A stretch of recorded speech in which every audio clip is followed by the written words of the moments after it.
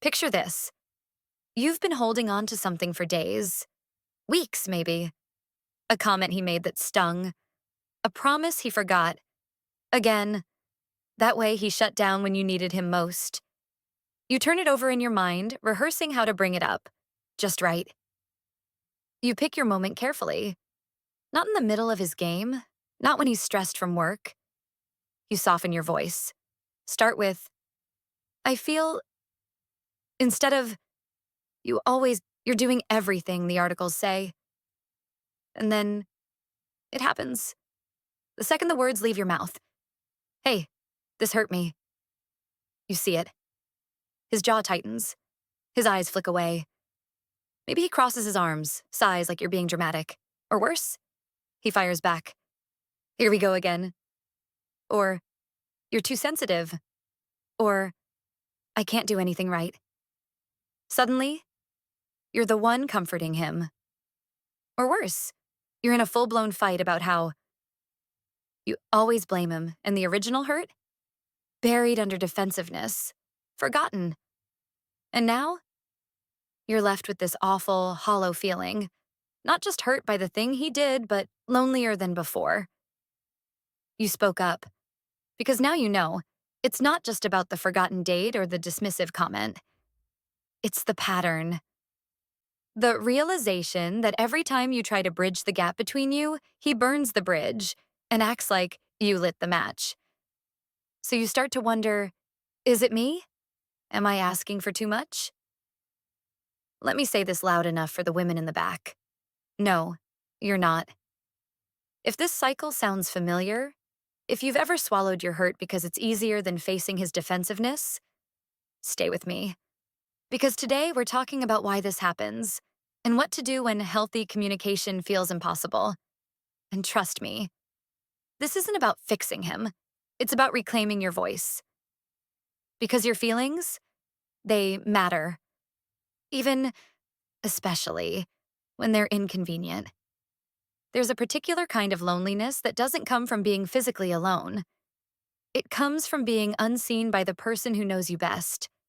It's the ache of sitting right next to him on the couch, your heart heavy with something unsaid, while he scrolls mindlessly, completely unaware of the storm inside you. Or worse, aware but choosing to ignore it. You start to shrink yourself. You swallow the small hurts, the way he brushed off your bad day with a distracted, "That sucks, babe," before changing the subject. The way he forgot, again, that you were anxious about that doctor's appointment, even though you told him twice. You tell yourself, it's not a big deal, don't be needy. But then, one night, you're lying in bed beside him, staring at the ceiling, and it hits you. I feel like a ghost in my own marriage. You try to speak up, gently, carefully. I miss us. I miss feeling like you want to know how I'm doing. And what do you get? A sigh, a deflection. I'm tired. Can we not do this right now? Or the classic. You're overreacting. So you learn to stop bringing it up. You swallow your words until they pile up like stones in your throat. You laugh when you want to cry, say, I'm fine, when you're crumbling, because it's easier than facing that blank stare. The one that tells you, without words, your feelings are not my problem. But here's the truth they never tell you. Love isn't just about presence. It's about attention. It's about looking at the woman you chose and saying, I see you, even when it's messy, even when it's inconvenient. Because if you're constantly editing yourself to fit into the tiny space he's willing to give you, then who, really, is living this marriage? This isn't about blame. It's about grief. For the connection you thought you'd have, for the safe place you thought his arms would be. And it's about this quiet, devastating realization. The loneliest place in the world is a relationship where you're loved but not known. It starts small, a missed anniversary, a joke at your expense that he doesn't notice stung, a night you reached for him in bed, only for him to roll over without a word. You tell yourself, it's fine, pick your battles. So you swallow that first sigh, that first pinch of disappointment. But resentment doesn't vanish when you ignore it. It seeps into the cracks of your marriage like slow dripping poison. You stop expecting him to remember your coffee order. You stop flinching when he interrupts your stories. You stop flinching. Period. Because numbness sets in. Then, one ordinary Tuesday, it happens. You're loading the dishwasher and he leaves his plate on the counter. Again, despite the sink being right there. And suddenly you're slamming cabinets, tears hot in your eyes while he stares at you like you've lost your mind. "It's just a plate," he says, but it's never about the plate. It's about the way he promised to help more and didn't. It's about the way he laughed when you said you were overwhelmed last week. It's about the 327 times you bit your tongue because fighting felt futile. Resentment is the tax you pay for your own silence. And the bill always comes due. You know that sinking feeling when you realize you're the only one keeping this relationship afloat? It starts with little things. You're the one who plans date nights, remembers anniversaries, initiates tough conversations. You read every relationship book, bookmark articles about better communication, even practice what to say in the mirror. Meanwhile, he acts like showing up is enough. Like love should be effortless. The worst part? When you try to address it. You approach him gently. "I feel like I'm carrying most of the emotional weight here." His response? A shrug.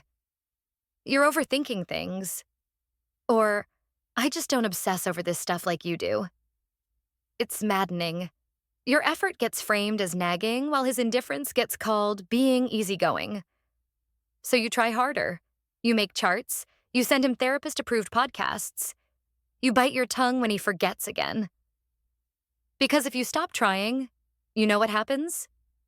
Nothing. Just silence. An empty space where your marriage used to be.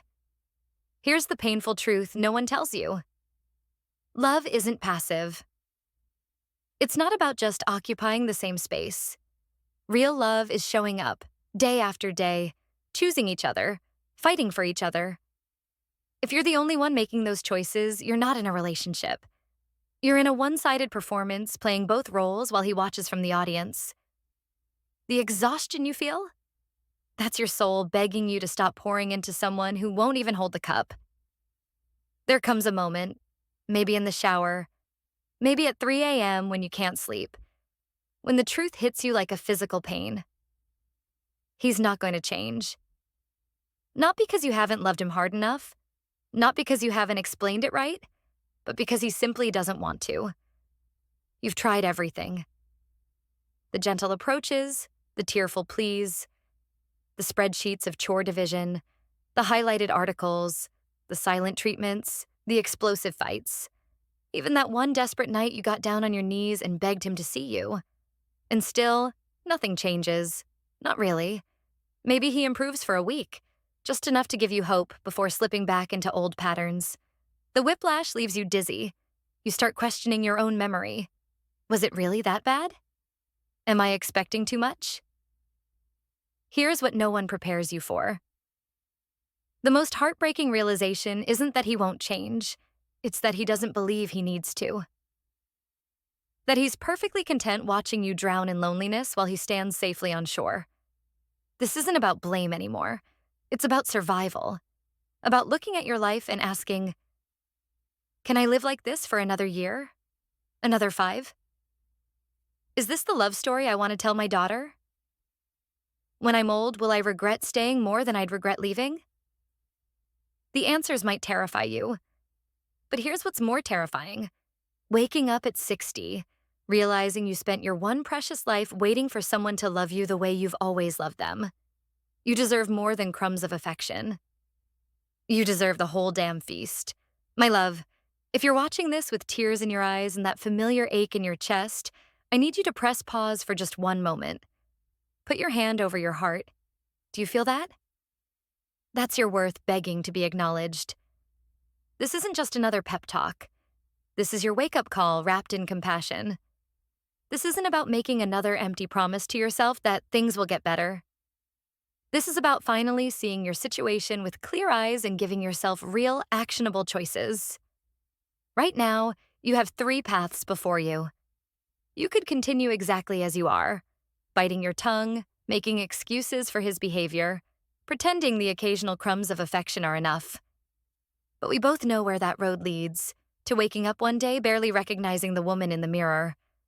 Or you could leave, though I know that thought might send your heart racing with fear. But there's a third way, a powerful middle path most women never consider because no one taught us how. Starting today, you can begin reclaiming yourself in small but revolutionary ways. The next time he says something hurtful, resist the urge to smooth it over. Simply say, "That comment didn't land well," and walk away. Implement the three-strike rule. If you've asked 3 times for help with household responsibilities and gotten nowhere, stop asking and reallocate that energy. Maybe hire help with money you'd normally spend on him. This weekend, plan something just for you. A coffee date with a friend, a solo walk in the park, and notice his reaction. Does he seem genuinely happy for you? Or subtly resentful? His response will speak volumes. Here's the painful but liberating truth. We teach people how to love us by what we tolerate. Every time you swallow your pain to keep the peace, you're showing him exactly how little you expect. But there's another world waiting for you. One where your needs aren't negotiable, where your emotions aren't treated as inconveniences. Tonight, before you go to sleep, ask yourself one simple but profound question. If my daughter were in this exact relationship, what would I want her to do? Your honest answer to that question holds the key to your next right step. You don't have to have all the answers today, but you do deserve to start believing, really believing, that you were meant for so much more than this. Here's the secret no one tells you. You teach people how to love you by what you tolerate. Every time you swallow your pain to keep the peace, you're giving him a masterclass in how little you expect. But here's the beautiful truth waiting for you on the other side of this fear. There are men out there who will light up when you express a need, who will remember how you take your coffee without being reminded, who will pull you closer when you're hurting instead of pulling away. You don't have to decide anything today, but promise me this. Tonight, before bed, ask yourself one question. If my daughter were in this exact relationship, what would I want her to do? Your answer? That's your next right step. If today's video resonated with you, don't keep it to yourself. Like, share, and subscribe so we can keep these honest conversations going. And if you have a story of your own, or need advice on something you're carrying in silence, drop it in the comments. I read every word, and who knows, your story might become the next video that helps someone feel a little less alone. This is Marriage Matters, and your voice matters here. You're not alone in this. Your feelings matter, and so does your story. Until next time, remember, love deserves to feel like home. Keep choosing growth, even when it's hard.